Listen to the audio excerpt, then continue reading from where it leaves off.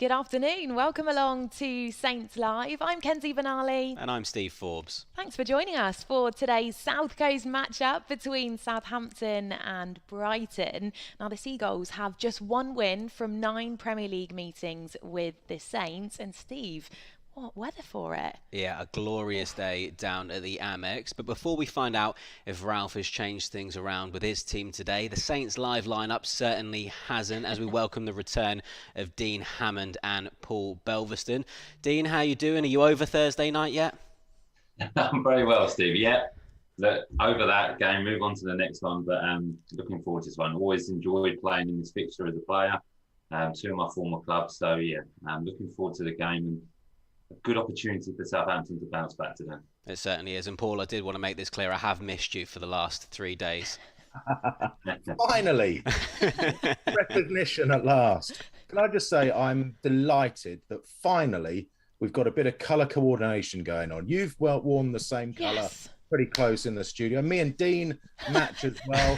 This has to be a good omen for me. You'd hope so. You really would. Well, we are going to get the official team news in just under 15 minutes' time. We do know at the moment, well, as far as we know, that all players are fit and ready for selection. So, Dean, Saints were unchanged on Thursday in that defeat to Burnley. Do you expect Ralph to change things up today, though? Yeah, I do, Steve. I think there will be a number of changes today. I think he'll utilise the squad for different reasons, but obviously with the quick turnaround from Thursday night to today, I think then changes because of the defeat and potentially some performances, and obviously tactically as well, because you're playing against a different opposition. So I can see the manager trying to bring a little bit more pace into the team today. I think Brighton, I've watched Brighton quite a few times this season. They struggle against pace, especially on the counter-attack. So potentially Nathan Tella coming back in, and Nathan Redmond, I thought did okay when he came on against Burnley, created a few opportunities and looked really, really bright. Shay Adams coming back into the team again against Burnley, could have come on and scored 2 goals, so was involved heavily in that. Adam Armstrong potentially, and a change of shape as well. I think we'll move away from the 3 at the back, the 5 at the back, and go back to more of the 4-2-2-2. And I'd like to see Southampton be brave today and take Brighton on. If you look at Brighton's record, they don't score many goals at home. They don't win many games at home. So I think it's a real opportunity for Southampton to be brave and take the game to Brighton. They're not in great form in terms of their home form. I was looking at the teams they played, and Burnley, Aston Villa, Liverpool, those defeats, Norwich, which they drew, every team played 2 up front. So I'd like to see Southampton go back to that today, a partnership up front, those combinations, that threat. So yeah, a few changes, Steve, I think, but more from an attacking point of view and more with the shape. Southampton be brave and back to how we potentially expect them to play and take the game to Brighton. That's what I'd like to see. Elvis, are you expecting Ralph to adjust things today? You'd really like to think so, wouldn't you? I hope he's given the squad a bit of a rocket in midweek as well, because poor performances at this stage of the season just lead to those lazy accusations of being on the beach, coasting, thinking of the end of the season and the summer holidays already. So I don't think they really stand up in today's game, because all teams do fight until the very last day, but you can't have too many performances like the one at Burnley. We were all surprised when he stuck with the 3 at the back formation that worked so well against Arsenal. The feeling tends to be that when you play Burnley, match them up and have faith that you've got better players in every position. But, the manager, it's hard to criticise him because he gets so much right. Not sure he got that one right today. It's always difficult to predict what sort of lineup you're going to be up against with Brighton, because Graham Potter loves springing a surprise. He played Leo Trossard at left wing back the other day. He's played without strikers. He's played with lots of strikers. You can't really say for sure that you're going to be up against a 3 at the back, a 4 at the back, the likes of Lamptey, Cucurella. Are they going to be bombing up and down the wings, or is Cucurella going to be in the back 3 again, and that sort of thing? So I would think Southampton will go back to their most tried and trusted formation, the one they're most comfortable with, the 4-2-2-2. And yeah, perhaps shake it up, because there are a lot of players who are fit, as you said. who are chomping at the bit to get more opportunities in all areas of the park. You know, has Mohamed Salisu served his time after some poor performances and perhaps a few issues elsewhere as well? Shea Adams, he's been unlucky to lose his place. Adam Armstrong, is it worth chucking him in for these last few games to see if he can build some momentum going into next season? So I think there are lots of options that the manager has at his disposal, and yeah, maybe we might start seeing him use a few more starting today. Well, Paul has highlighted it there, Dean, that Southampton have tried three at the back a number of times. Why do you think it works so well against Arsenal, but then not so much against Burnley? Well, you're playing against two different teams, but I think a few things, Steve. The mentality of the players, potentially. I think when you're playing against Arsenal, you're very aware that you're going to have less of the ball, less possession, and you know you're going to have to defend for long periods of time. So the gaps between the defence, the midfield, the strikers is not so big. You're very, very disciplined. I think against Burnley, Southampton had more possession, more attacking threat. So when there was a turnover possession, Southampton were more open. So there was more one-on-one situations to defend in. Against Arsenal, it was very rare that a Southampton player really got caught one-on-one. A midfield player would either be doubling up or a centre-half would come across to help a full-back. The full-backs against Burnley played a lot higher, more attacking. So when, like I say, we lost possession, there was more areas down the width for Burnley to potentially get crosses into the box. So many different reasons and different oppositions as well. You know, Burnley are putting more crosses into the box. They're forcing Southampton to defend with headers, clearances. Against Arsenal, they're more play in front of you and try and build up a little bit slower and look for those cute passes, those cute 1-2, so you can get a little bit more compact. And I think the biggest thing was maybe just the mentality. The Arsenal performance was very, very good, really impressive after that defeat against Chelsea. So it was a really strong reaction, a real togetherness, which we thought would probably bring lots of confidence and lots of belief in the team. And it didn't quite happen against Burnley, but credit to Burnley as well. They played with a really high intensity, a real desire to win the game, and just did the basics better than Southampton on the night. So I wouldn't necessarily say it was the shape and that was the problem or the difference. I think it was a full team below performance against Burnley, and they'll be aware of that, and that happens in seasons. You can't be perfect all the time, and you lose games. That is the nature of sport, and that's the nature of football, especially in the Premier League, because every game is very, very competitive. But I think there's different approaches. But the biggest thing for me was just a drop in mentality. I think against Arsenal, you're very, very aware. Your concentration's on because you know you've got to defend and you know you've got to be at your best, and it just dropped a little bit against Burnley, in my opinion. Belvers, let's get your view on Thursday and specifically look at Burnley's first goal. Could Southampton have done anything better there?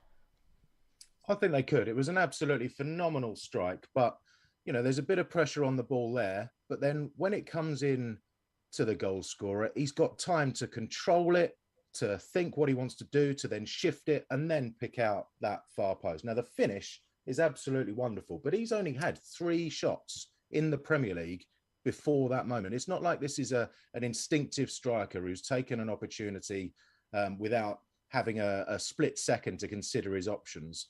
I think you need to be closing players down on the edge of the box a lot quicker than that. It's Jan Bednarek who's closest to him. It was an issue against Chelsea. Chelsea had so many shots from the edge of the penalty area and around that way, or options to then feed little balls through.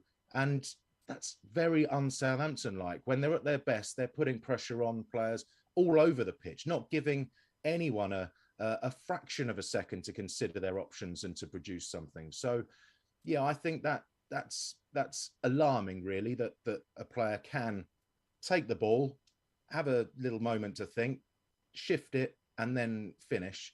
That shouldn't be allowed, I don't think. So, yeah, can't take anything away from the strike. It was a wonderful, wonderful finish. Fraser Forster clearly not to blame at all, but surely there's got to be a bit more pressure on the ball in such a dangerous area. We spoke about Burnley's physicality after the match, and Dean, it certainly played a part in their second goal, which came at a good time for them. Yeah, excellent time for them. You know, they got the first goal against the run of play. Southampton started very, very well. And then to get the second goal from a set piece is always a disappointment in terms of the defending team. But good again from Burnley. If you look at the goal, they're really, really aggressive. Their timing and their movement's very, very good. And it's interesting. I've watched it over a few times, Steve, and the position of the Southampton players, they're very heavily loaded at the front post.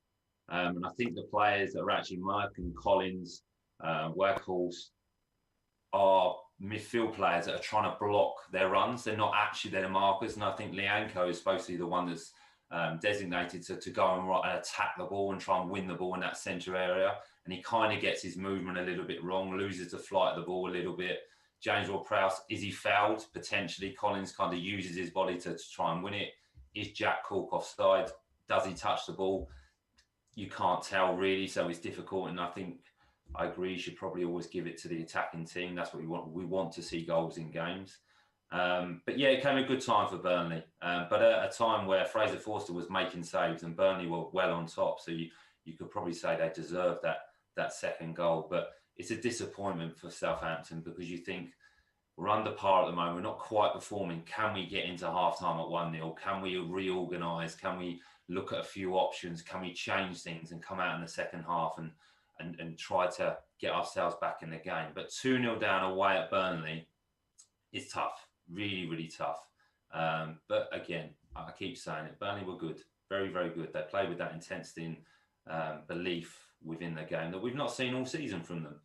So credit to them, but they are dangerous from set pieces, and it's difficult when you've got players like that are physically strong and their timing's good, and there's 4 or 5 of them. It's very hard to defend against. It really is. Well, the fans will certainly be hoping that Southampton can get back to winning ways today. So let's hear from a few of them now. Louis Jeffrey, saying, please get a reaction today, Saints. Anthony Walsh also getting in touch. Hello to you. I'll be watching the game live out here in Cairns, Australia. Oh, how glorious. I can only hope we put in a good performance and get a win. Fingers crossed indeed. Harry Conray says, come on, you Reds. And Rosemary Ricketts got in touch again. Belver's not sure how you're going to feel about this one. My lucky sweatshirt didn't do any luck Thursday, but listen, that's not stopped Rosemary. She's got it on again today. She's thinking positive vibes, and she's going for a 1-0 win to the Saints. It works on the south coast, home games and along the coast at Brighton. It doesn't work up in the north. Okay, got it. So we'll let you keep it on, Rosemary. Carry on. Well, it's time to put the Burnley chat to the back of our minds now and focus on today's opponent. So here's the last time that Southampton and Brighton met back in December. A very good afternoon to you from a very cold but sunny, wintry afternoon in Southampton. There's a great ball to Broja. Broja just pushes the first one wide, but he's going to aim for the bar post, and he hits Sanchez, who makes the save. Adams on the follow-up hits Sanchez. 2 great chances, and Saints haven't scored into the box. Can Broja get it right this time? Hassled by 2, but makes room for the shot, and again it's saved by the foot of Sanchez. Brighton thought they were going to have a corner, so Trossard crosses it. Missed by Teller, placed by Mwepu, and saved by McCarthy with a parry to the left. Lianco with a good header, and then Redmond, excellent, and Sanchez has gone back, and Broja should hit it. Lovely pullback. What a finish! Cool as a cucumber. Armando Broja. Now Redmond's done well. He's robbed Brighton of possession. He's come inside Cucurella and played a lovely ball down the right. Here's Broja, pulls it back. Oh, it's wide of the post. He's done for Walker-Peters and Romeo. He's got Connolly to his right. Connolly inside.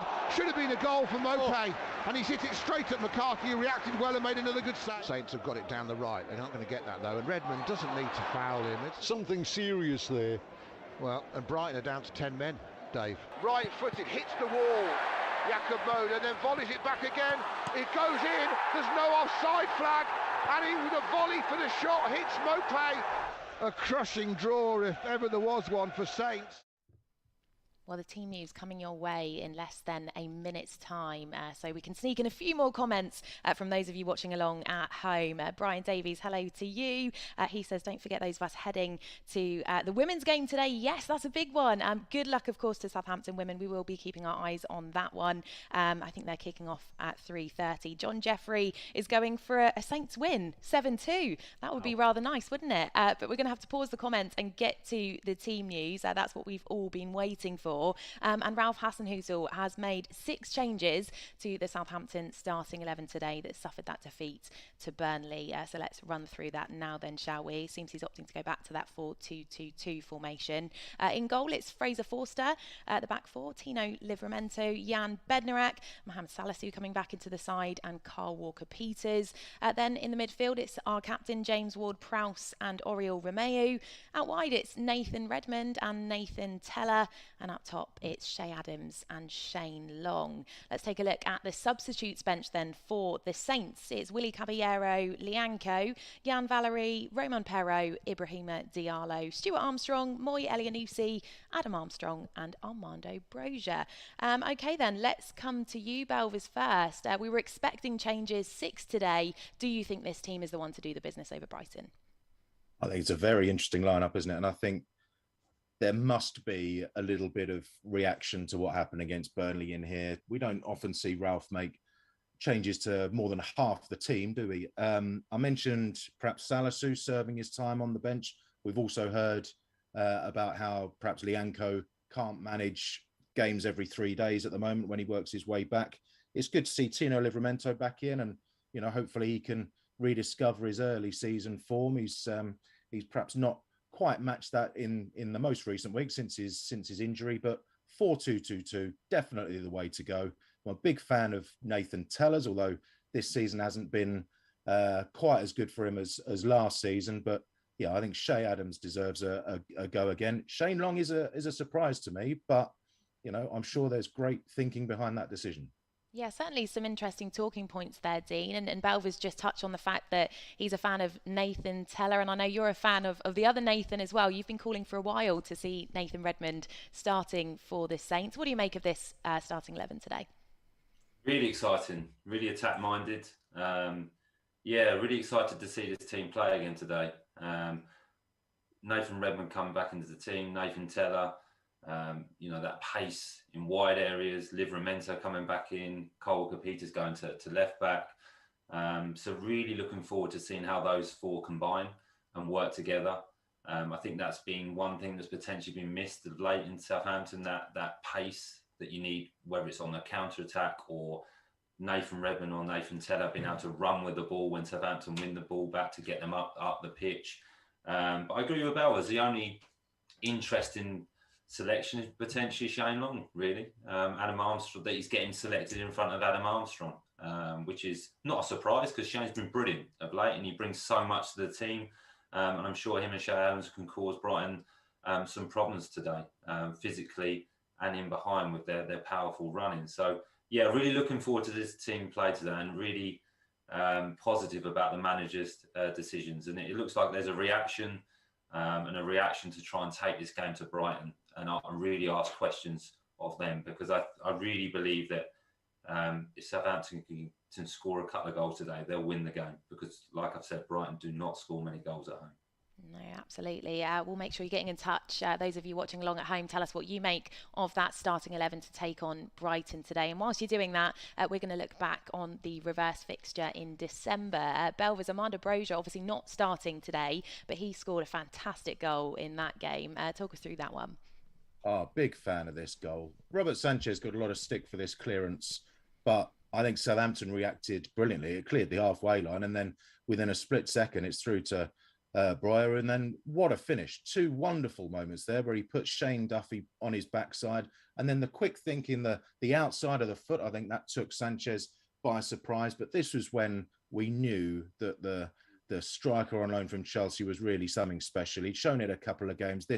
I think that is just such a wonderful finish. And, it would be fantastic, wouldn't it, if we saw him at St Mary's for another season or even longer from next season, because he's a hugely talented player. He's gone a little while without scoring now, but when you've got that in your locker, when you're only 20 years old and you can do that under pressure, it was a game of not many chances. I remember it was, Southampton weren't at their best. Brighton looked pretty poor until the very end of the game, but that was a moment of real class, true quality. And yeah, I'd love to see him doing that in a Saints shirt over and over and again next season. Fantastic goal.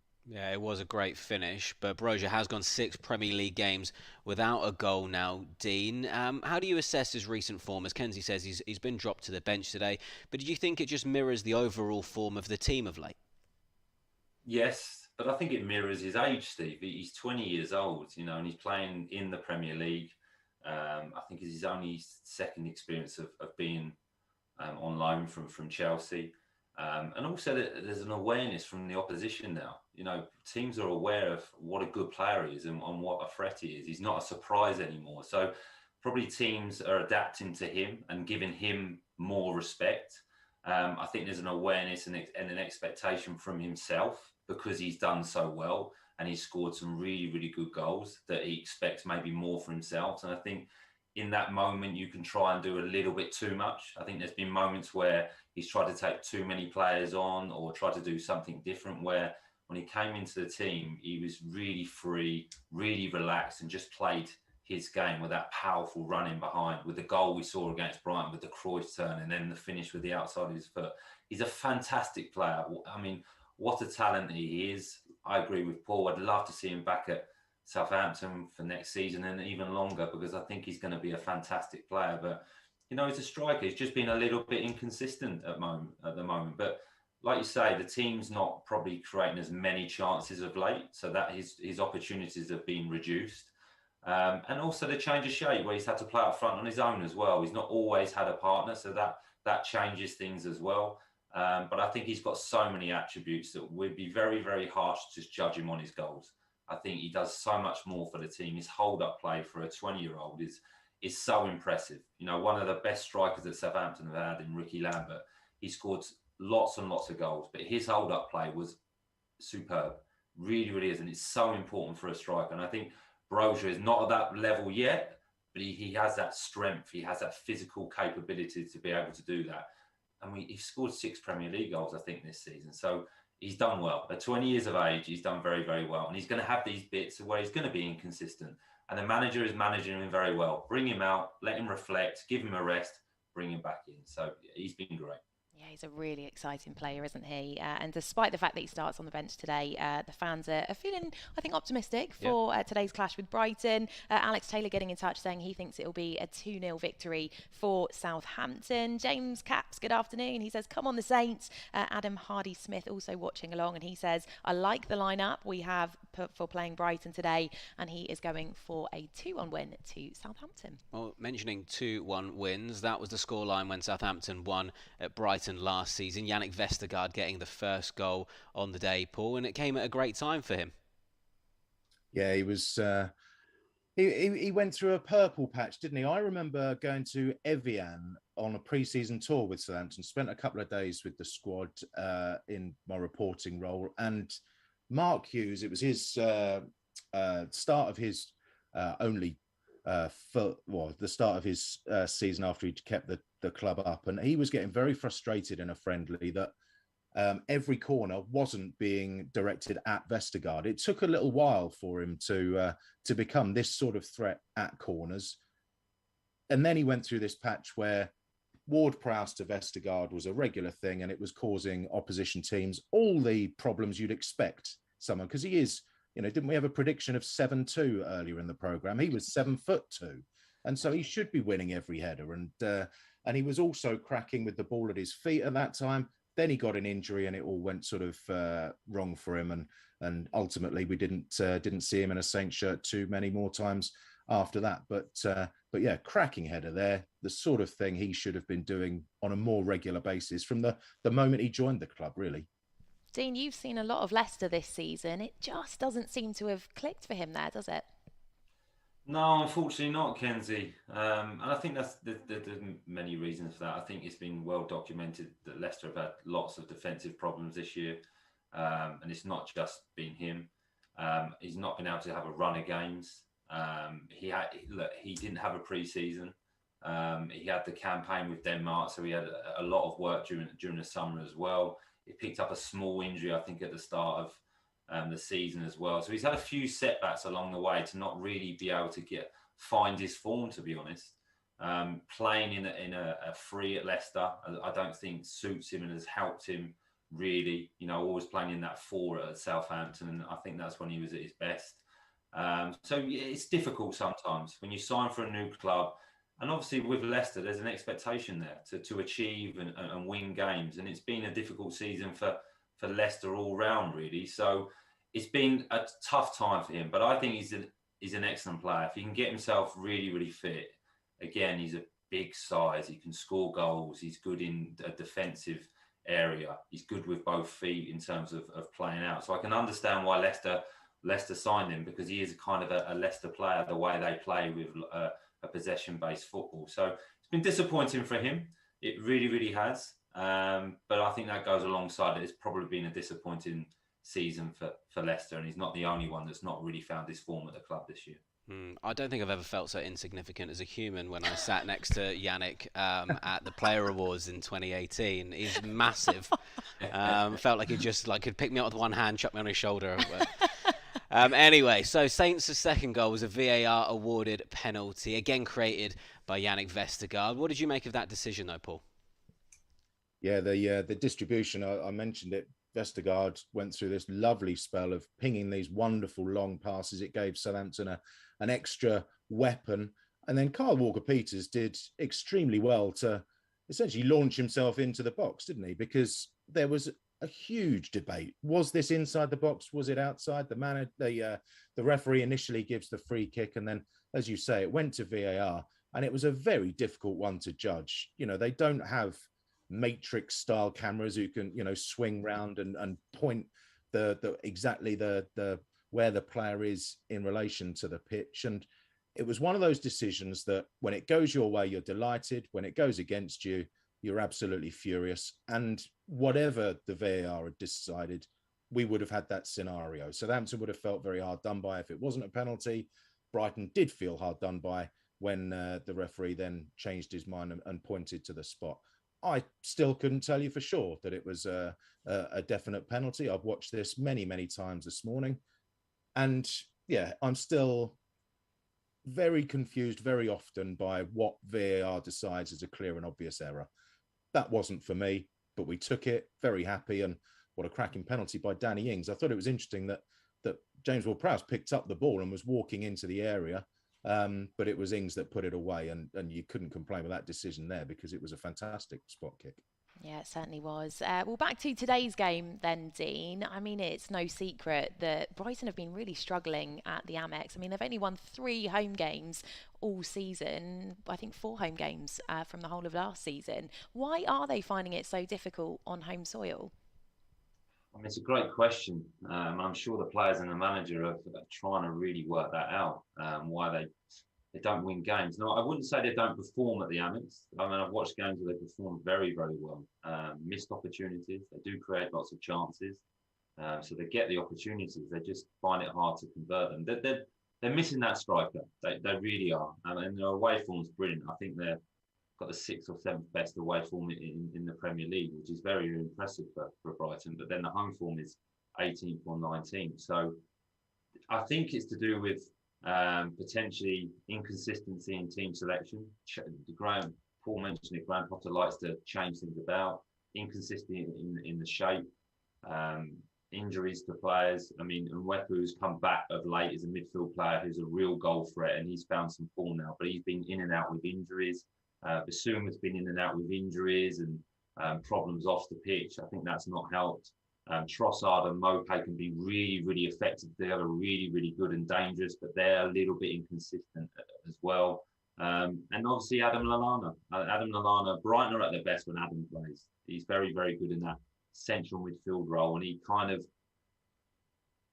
binds it all together in terms of an attacking sense. He can find that pass. He's got that intelligence to find that killer pass or that assist, or even maybe potentially get a goal. So it's an interesting one because he's been going on for a long time now. And if they could sort their home form out, they'd be even further up the league and it'd be even more impressive. So I'm sure Graham Potter's been scratching his head for a long time because the fans support them there. There's not huge expectations.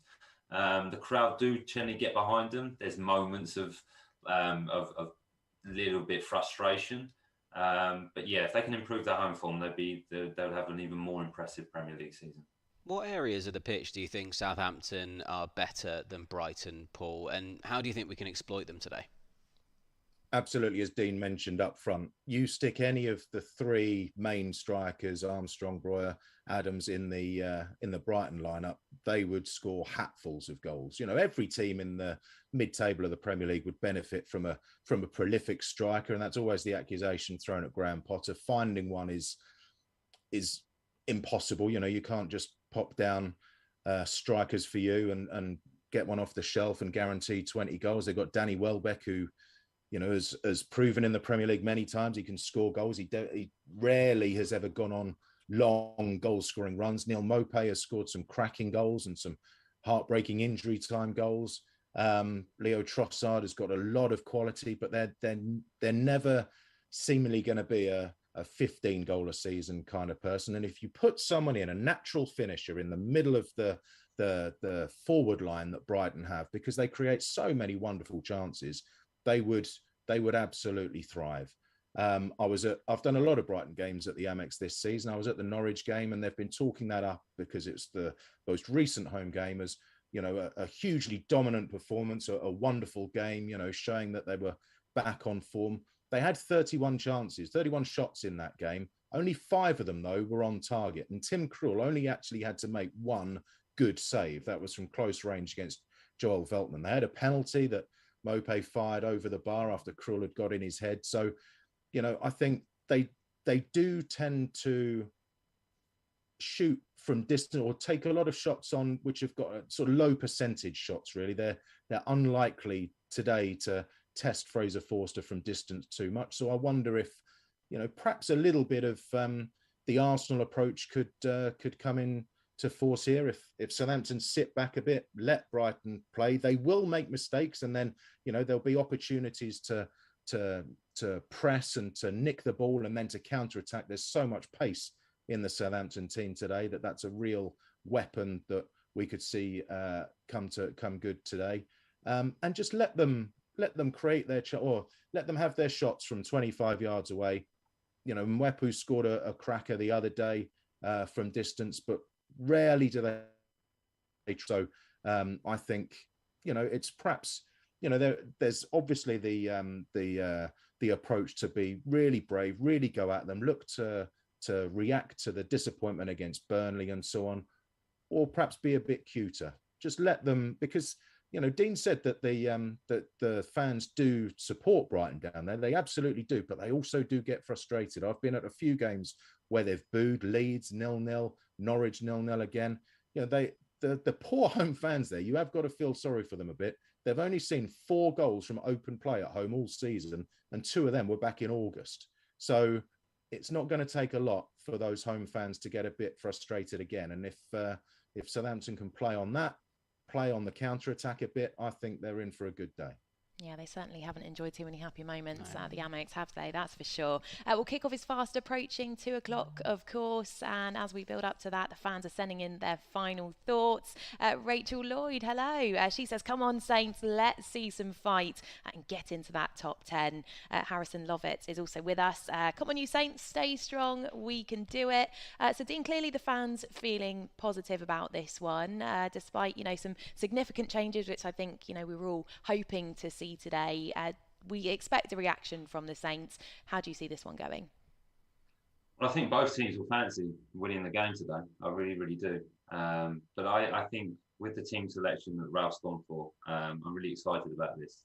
Of Southampton playing with that high energy, pressing Brighton in the right areas. Like Paul mentioned, there will be times I think they will sit nice and compact, but they can do that today because they've got that counter-attacking pace in Teller and Redmond, which I think is so important against Brighton, because they can be isolated when you can turn over possession against them. So I'm feeling confident today. I think there will be a reaction. I think Southampton has shown that a lot this season.